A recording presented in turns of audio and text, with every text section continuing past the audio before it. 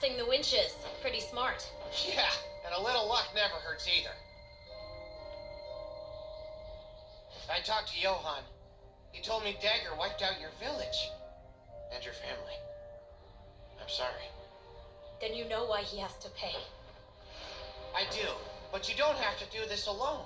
I don't know. Seems like I'm destined to be alone. First, when I was a little girl, I get separated from my birth family. Your birth family?